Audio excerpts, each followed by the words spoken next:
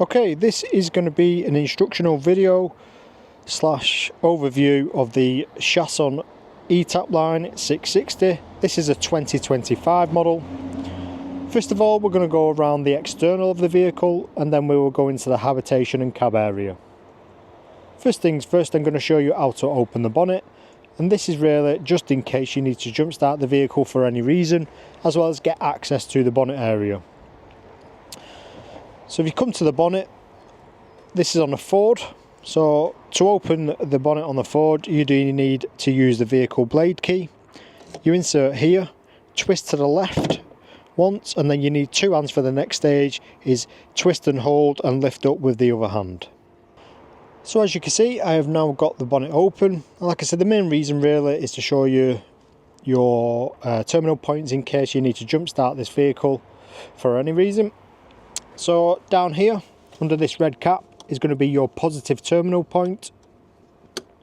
And then your negative terminal point is going to be that silver hook there with the eye hole in. That's going to be your negative terminal point. Obviously under here we have got your screen wash fill as well in front of the driver. Now we're going to carry on around the external of the vehicle, currently on the passenger side. If you open the passenger door, this will give you access here to your diesel fill, and then just below you pull this cover out and that will give you access to your AdBlue fill. And then obviously this is locked in place by the actual passenger door.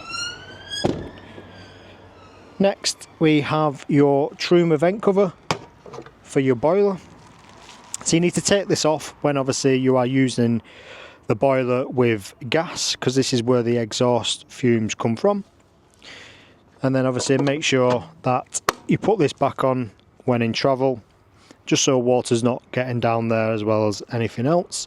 If you don't take this cover off, then the boiler will fail trying to heat up on the gas, because obviously the fumes won't be able to escape. As you can see, we are currently connected to mains shore hookup, so that comes here, and then obviously there's a blue little tab there. You just need to push this down, that just lifts up the cap of the plug end cover to obviously be able to pull out easier. Here we have your service hatch in effect and your freshwater tank.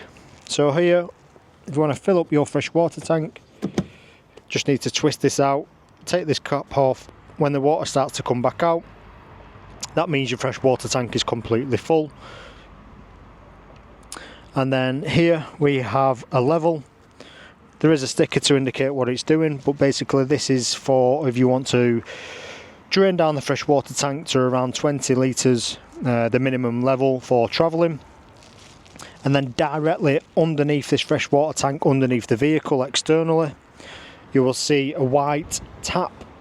If you open that tap underneath the vehicle, that will then obviously drain that freshwater tank completely empty, sorry.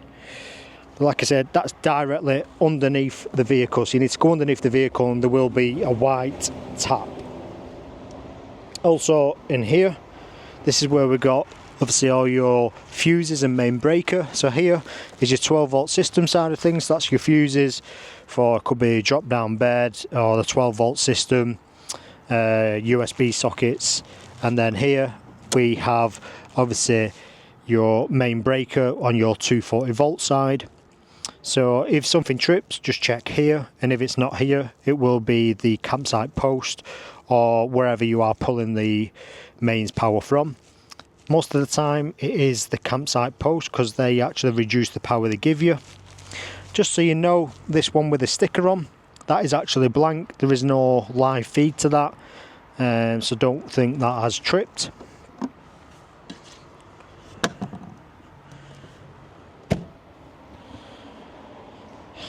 Under this cover here, we've got your external shower. So obviously it's just a quick release connection which connects onto the shower hose, and then obviously when you are finished you will use this to release, You will need to turn on the pump on your control panel, so obviously the water will pump out.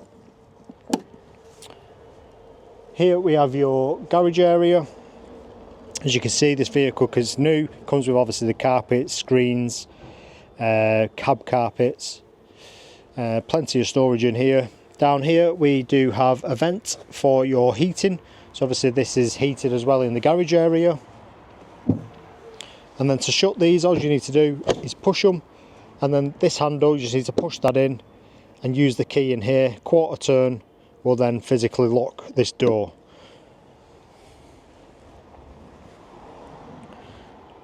We have got your reverse camera, which would be just above your registration plate. And then as you can see, we're currently on the driver's side now of the Habitation, so we've got your ski locker here, or I like to call it your surfboard locker. Got light switch here for the garage. Obviously this will work when the 12 volt system is on. We've got some power down here, 240 volt socket, and obviously a 12 volt socket. Infill cushion to make up the dinette to berth. And then obviously if you are not carrying your surfboard or skis, you can obviously lower these two shelving down, so you've got more storage up there as well.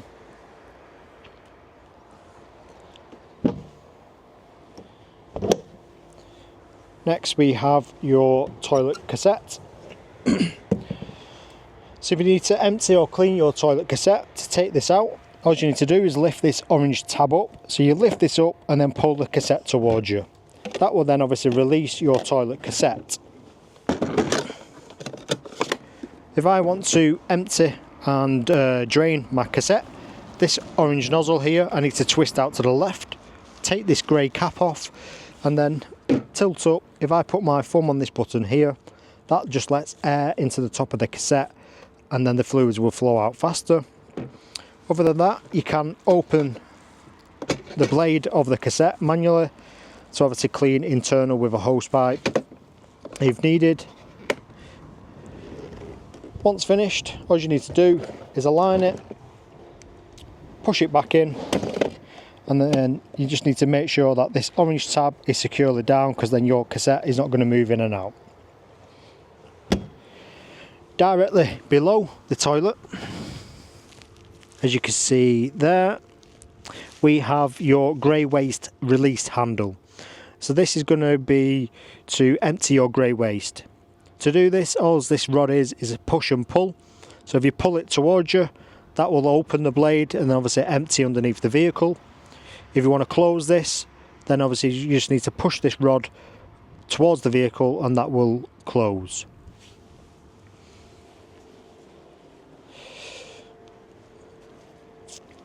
The last locker, we've got obviously your LPG gas locker here, which obviously will fit an 11 kilogram tank, and then you've got your regulator just in the corner there.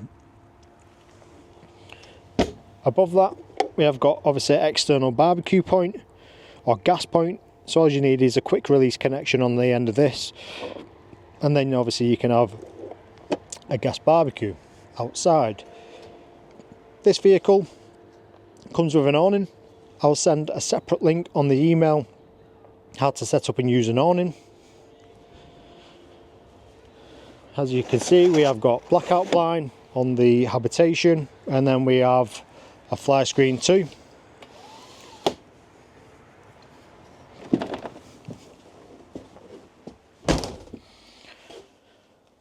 So now we are in the Habitation area. So above the Habitation door, this is going to be your control panel for the Habitation for the 12 volt system. So top left we have your master on and off. Next one is going to be your Habitation lights. This one is going to be your water pump. Just a reminder on your water pump, you just want to make sure you have got water in the system. If the pump is running without water, obviously it will potentially burn the motor out because it's running dry. This one here is your awning light, and then the bottom left here, if you press and hold or press it once, it will dial up and give you obviously a habitation level battery, as you can see there. Next one is your vehicle battery level.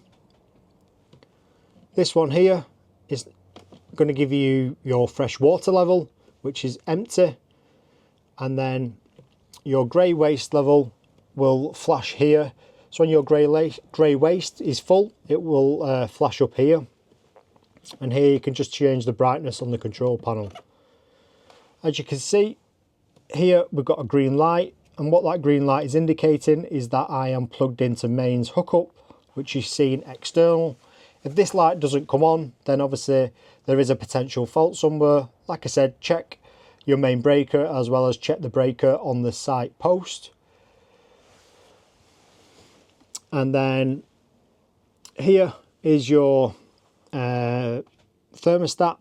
Basically this is for the heating side of things, and then here we have your Webasto heating, diesel heating. To turn this on, it's just up here. When it's on green, that is on, and then you can select your desired temperature and then obviously speed. Just so you know that the lights will flicker when you turn this on. The reason it will flicker is because the initial draw for the diesel heating to fire up, it's taking some of your 12 volt power, but once it has fired up, the lights will stop flickering. Also, when you turn the diesel heating off, it will fire back up after you've turned it off. Basically, it's just doing an initial burn in the combustion chamber to just burn on any diesel.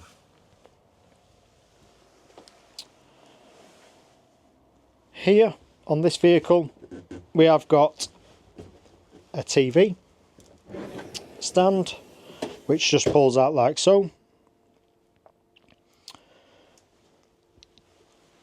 We've got some lighting, reading lights, and then there is 2 USB sockets above. We've got some more reading lights up here, and there is a switch for this just behind the curtain. Just here, just behind the curtain, there is a switch for these lights. In the cab area, obviously we've got your multi-function steering wheel. On the right hand side we have got your auto handbrake, as well as park brake, and then obviously your lights. It has got auto headlights on this vehicle, and then obviously we're on the new gearbox, which is on a dial, and then your entertainment system. This vehicle, driver and passenger, have blackout blinds. All you need to do is slide them up, and then they will slide into place by like so. And then there is a big one across the front window. You do need to have 2 hands with this. Basically you just slide it up this rail on the side, and then obviously you can have it quarter of the way, so you can still got some daylight coming through, or all the way to the top, and that will then obviously give you full blackout coverage in the cab area, so no one can obviously see in. Once finished, especially with the driver's door and passenger, just need to slide this up, slide them down, and basically these lock into place just down here like so. To swivel the driver and passenger seat, you've got 2 arms. So this big one, the big one down here, I've got a shotgun, this big one down here is to move the seat forwards and backwards, and then this little one here, which you pull out. So you pull this out and then swivel the seat, and that releases from the mechanism. Same on the passenger side.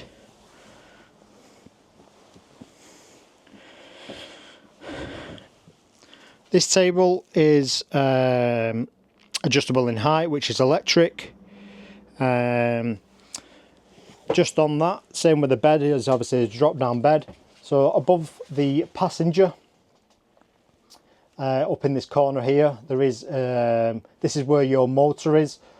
So behind this cover here is where your motor is for the drop down bed. So you may need to access this by just taking this white cover off. Basically the reason you need access to this is in case you need to wind up the bed manually. You will get like a hex key in your pack where you put this on top of the motor, and then obviously you can manually wind up the bed or manually wind it down, worst case scenario. And then obviously here, these are just safety keys, so if this is switched off, then obviously your bed won't work as well as the table. It's mainly one, safety keys, but obviously another safety if kids are around and they're pressing the buttons, because the buttons to control this are near the kitchen area. So currently I've got this switched on, which I'll show you the bed moving in a moment. But back to the table. If you are unfolding this table, basically what you need to do, it does have pull out arms here to obviously support the table, give it a bit more strength. So every single corner piece has got a pull out arm.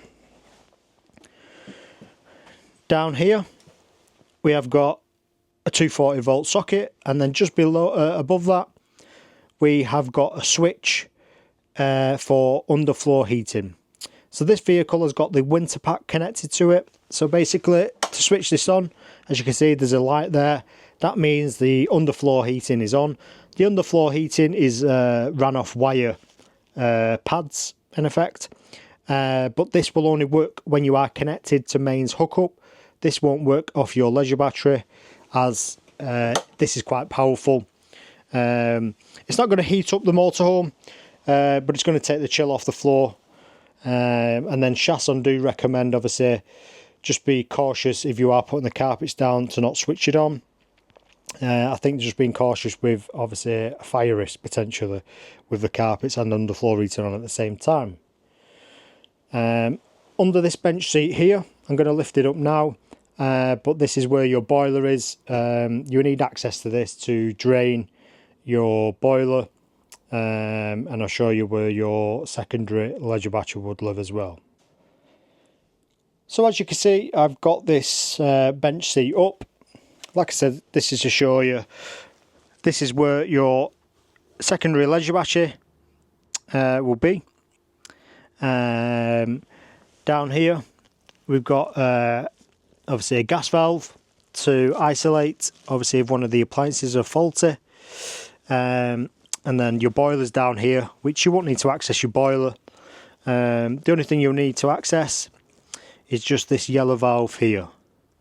Basically this yellow valve is going to drain all the water out of the boiler. So currently this is in the vertical position. To shut this, all you need to do is knock that valve down like so. So now that valve is actually shut and won't drain out. If you want to drain obviously your motorhome completely for winter, then obviously all you need to do is lift this valve up, and that will drain the water just from your boiler, because your boiler holds around 10 litres of your fresh water. Just remember that if you've not put this valve down and then trying to prime your system, which I'll show you in a minute, if this valve is obviously up, then obviously your water will just drain straight out of the vehicle and not into your boiler. Next we are going to go over the kitchen area and then obviously into the toilet / shower cubicle. Here we have got a bottle opener, so that's perfect when you are obviously on vacation. We have your fridge freezer here. So on your fridge freezer, this is a compressor fridge, and basically what that means, this is going to run off your leisure battery. To turn this on, press and hold, it's touchscreen, press and hold and it will come on. The first one here is got your temperature, and then the next one is obviously the temperature for the freezer. To change your temperature, just press and hold here in the middle, it'll flash once, and now I can select my desired temperature. A lot of people say with the compressor fridges that if you run it on high, especially while driving, because obviously your alternator is charging your leisure battery, basically run it on high, and then once the fridge is actually cooled down, they do recommend halfway is enough to maintain it. And then on the far right, you can turn on, just press and hold again and wait for it to flash once, and then you can turn on night mode, So night mode will just run the fan a bit quieter, depending obviously if you're a light sleeper. But it's quite straightforward, to be fair. To turn this off, just press and hold and it will eventually flash and shut down, like so. Here we have obviously storage, drawer storage. Obviously got a bottle holder there, or wine rack. Lots of workspace here. And then these are the switches here for your drop down bed and table. So I'll use the table one first. Like I said, you need to switch on the safety keys. If they're switched off, then obviously this won't work. As you can see it moving, so you'll need to move this down if you're making up obviously the dinette to berth lower down, and then drop down bed just above it. Obviously if you want this to come as low as possible, you want to move that table as low as possible. Obviously if you are doing a dinette to berth, you will have it a bit higher wherever the ladder is set, just so you can obviously have dinette to berth underneath. If it's just two of you, then obviously you will just bring it all the way down, so you're not having to climb up or down. You can just easily get onto the bed.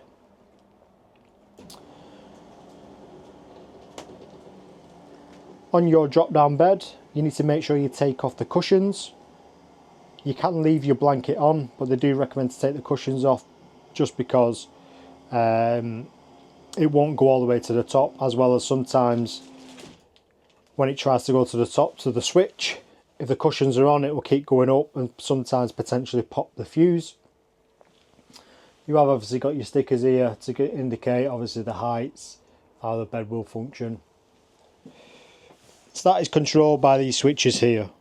Like I said, you need to make sure the safety switch is turned on, as well as the Habitation door shut, and the 12 volt system obviously needs to be on, because that is your power.